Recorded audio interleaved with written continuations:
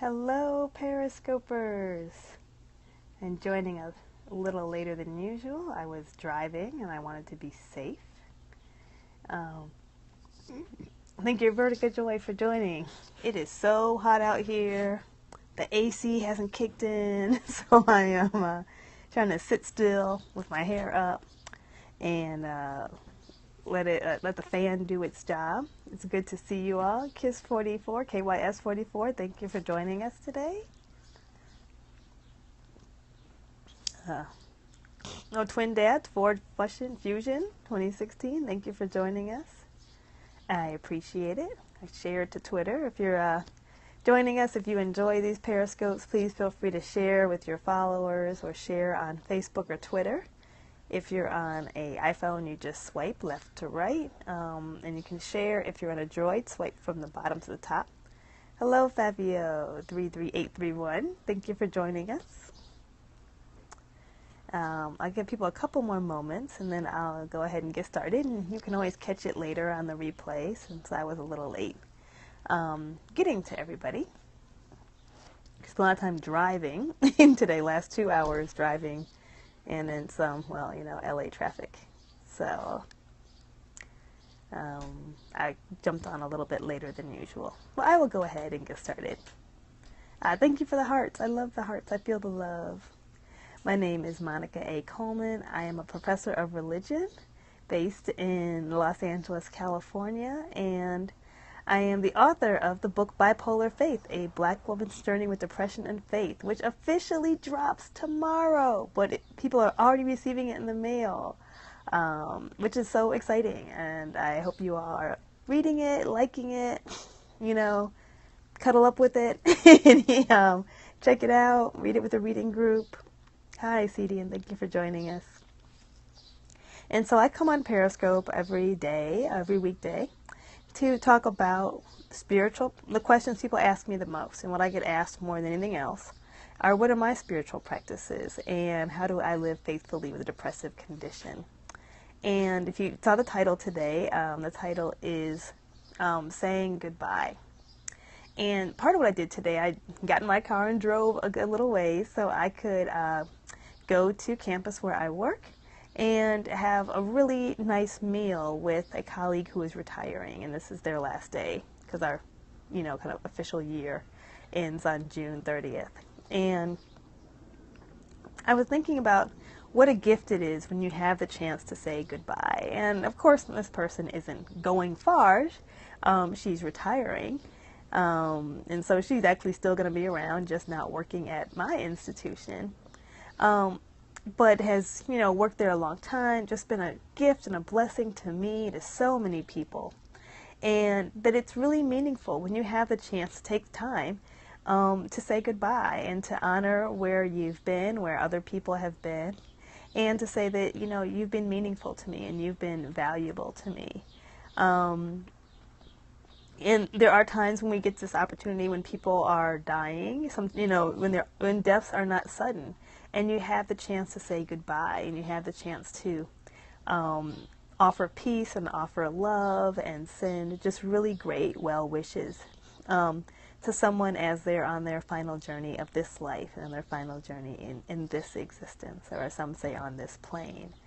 And it's tough. It's hard to say goodbye, right? I think about that.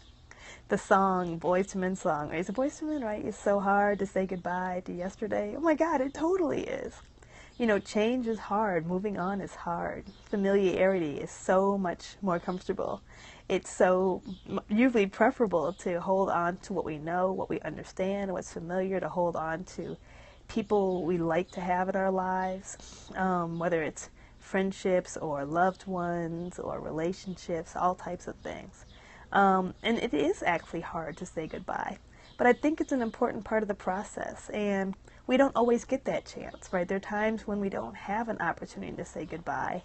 When we blink and someone's gone, we're like, where did they go? What happened? They're just off social media all of a sudden, or they've died suddenly, or you couldn't make it there, and there are all these, sometimes you feel like these missed opportunities when you wanted to say goodbye. If I'd had a chance to say goodbye, and you didn't. And so I think that And that happens sometimes. And there are all types of ways we can honor those feelings and mourn them, as well as we mourn a loss. But I think that there's also the chances we do have time, the opportunity to say goodbye, and we should seize those opportunities.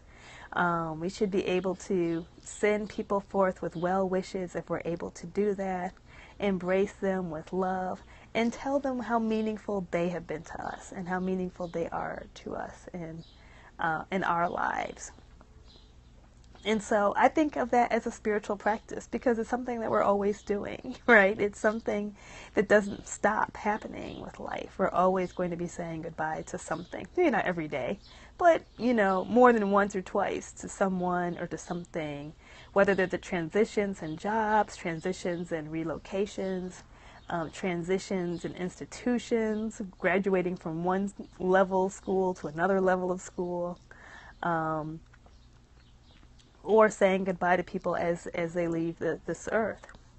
And I think for people who live with depressive conditions, we may feel like there's more loss. We may feel like we're losing people more often than not, right? We're losing relationships. So it always feels like we're losing things. At least I think that's like a very common feeling for those who live with depression. And sometimes we are losing as much as we feel, and sometimes it just feels like we're losing. But I think if we have an opportunity to say goodbye, the losses don't feel so hard. They don't feel so tough. They don't feel so difficult, right? I think that they feel gentler when you have, even if it's difficult, take the opportunity to say goodbye. And it pushes us to recognize the value that someone is having in our life, even if they're going to have a different role or be in a different place or be in a different plane. And so I wanted to share that as a spiritual practice, one that I've been getting to live out today and one that I live out often. Thank you for the hearts. I appreciate it. Counteracts some of the other jargon here. And so I wanted to share that with you all today. I hope that you've enjoyed this. Again, my name is Monica A. Coleman. I am a professor of religion based in Los Angeles, California. And I am the author of the book Bipolar Faith, A Black Woman's Journey with Depression and Faith. Thank you. I hope that you buy the book, that you will share this Periscope if you've been blessed by it or you enjoy it. You can share it on Twitter or Facebook, or you can catch the replay. Just use the hashtag Bipolar Faith to find me. The book is available everywhere, I hope, on Amazon, Barnes & Noble, your local bookseller. If you ask for it, it might already be there even.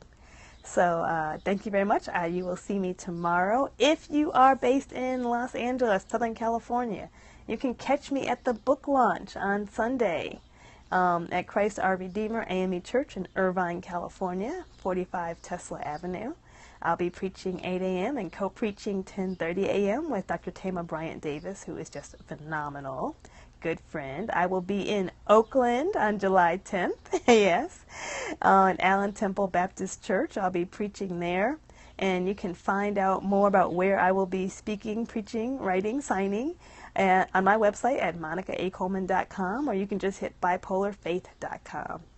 And I look forward to catching some of you all back here on the Periscope tomorrow. Thank you for calling us Power Preachers. Many blessings.